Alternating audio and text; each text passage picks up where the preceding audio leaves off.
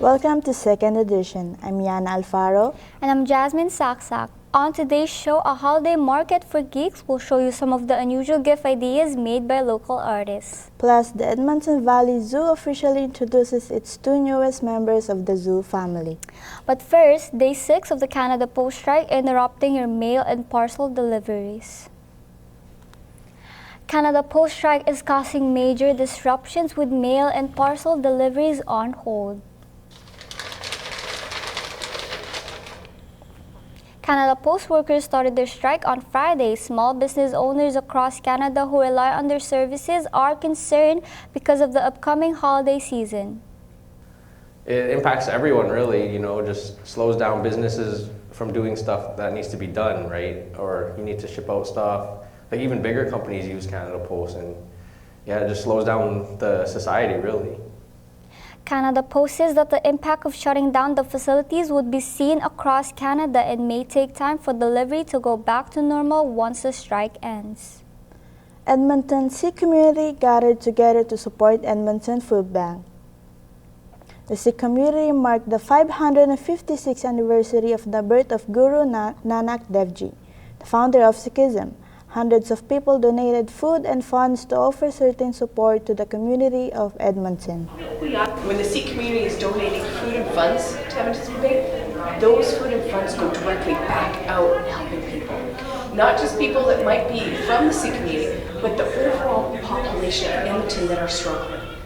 They can be dropped off at My Radio 580 AM station or directly at Edmonton's Food Bank.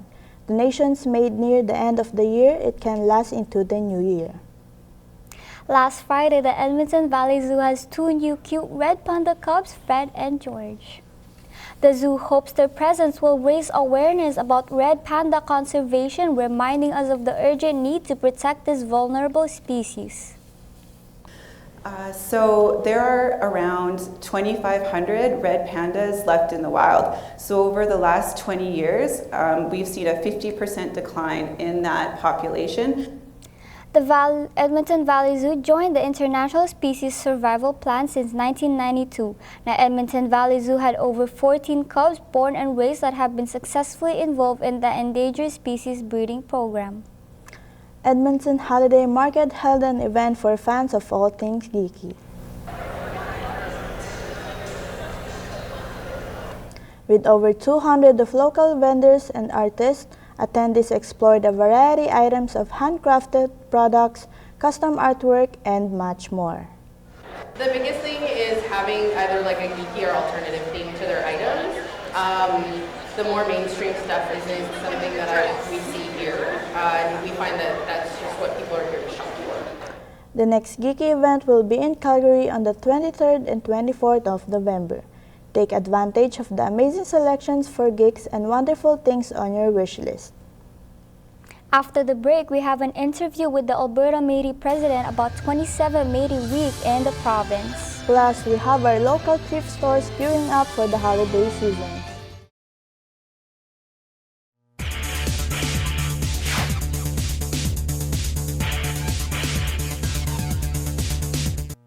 A Louis Riel celebration was held at the Alberta Legislature to mark the province's 27th Métis Week. We join our Austin Steinhauer as he attends and speaks with the Alberta Métis President to learn of the significance of the week. As we conclude this year's Métis Week here in Alberta, we honor and reflect on the legacy and contributions of the Métis people. Please join me as I speak with Andrea Sandmeyer, the President of the Métis Nation of Alberta, as she gives us insight on what has been accomplished and what is to come. As we conclude Métis Week, what, in your opinion, is the most important aspect of celebrating it?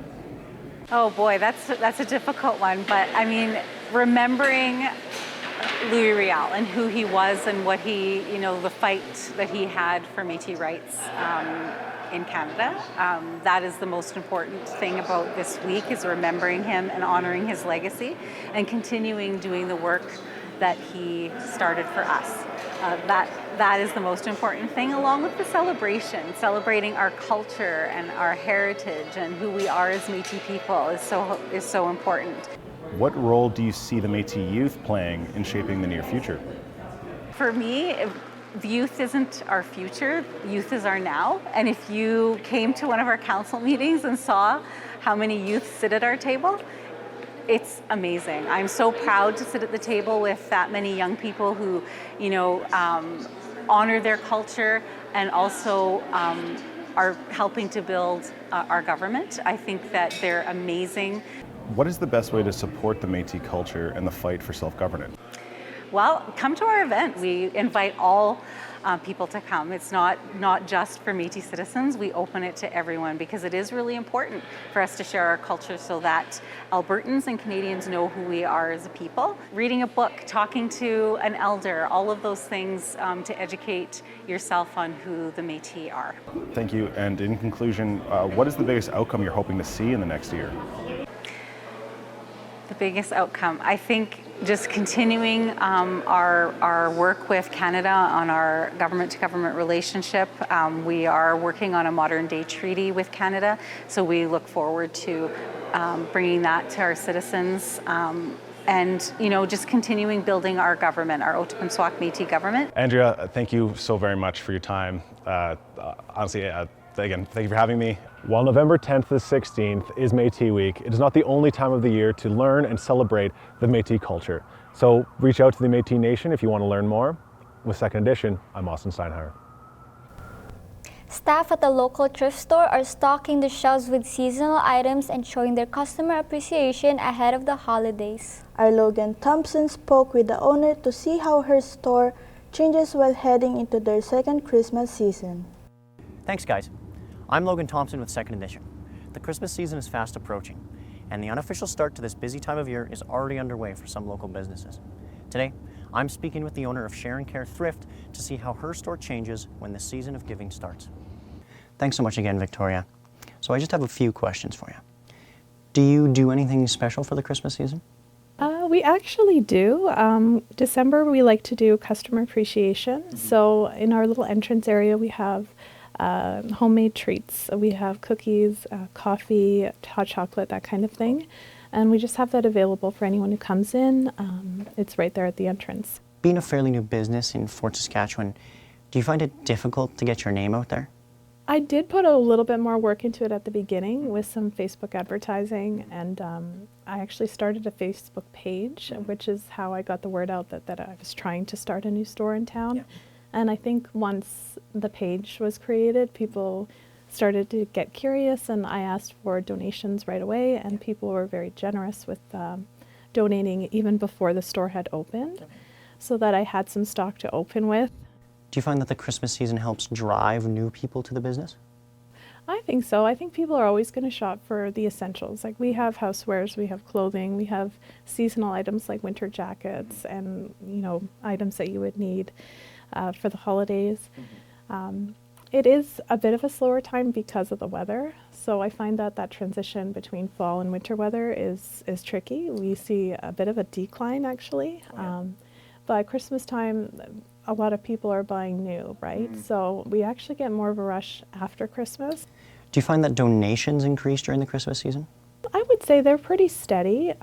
If you do feel like donating ahead of the holidays, which some people who are organized enough to do that will knock on our door, and we appreciate that. We are open for donations whenever we're open, so 6 days a week, 10 to 5. And we'll take them at any point, and we're grateful for them. Well, thank you so much, Victoria. I really appreciate it. Thanks to Victoria's insight, we can see that local businesses here in Fort Saskatchewan and all around the Edmonton area have a lot to think about when the busy Christmas season starts. I'm Logan Thompson with Second Edition. Thanks for watching. Every Sunday is always family time, but for some, they have to watch their loved ones spend their Sunday watching NFL football. Our Sasha Petramala gives us tips and tricks on how to survive a relationship with a football superfan. My name is Sasha Petramala with Second Edition. It's eat, sleep, breathe football in this house, and around this time of year, all the attention is off of me and onto the screen. So here's some helpful tricks to get all that attention back. Hello? Hello? What's the flag for?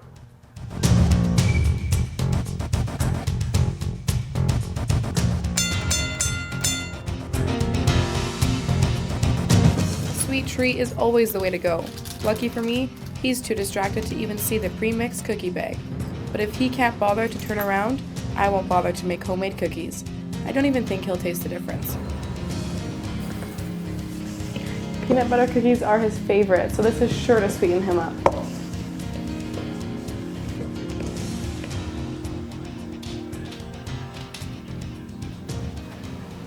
Hey, while the cookies are baking, do you want to play a game with me? Hello? Oh my gosh. Hello? Dave? Look, I made you cookies. The cookies are done.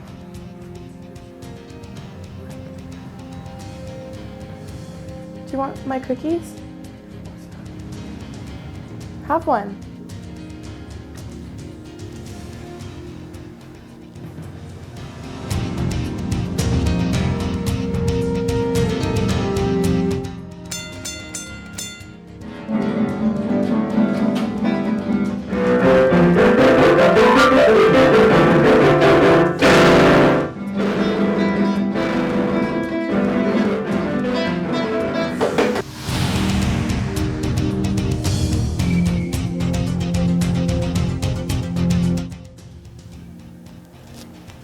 If you can't beat them, join them. Trust me, it's not that bad.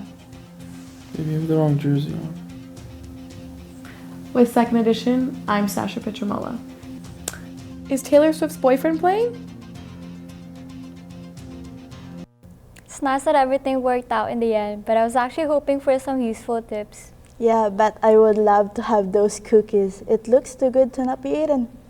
Thank you for joining us for this week's second edition. Keep warm and be sure to tune in for our next show. On November 27th, see you then.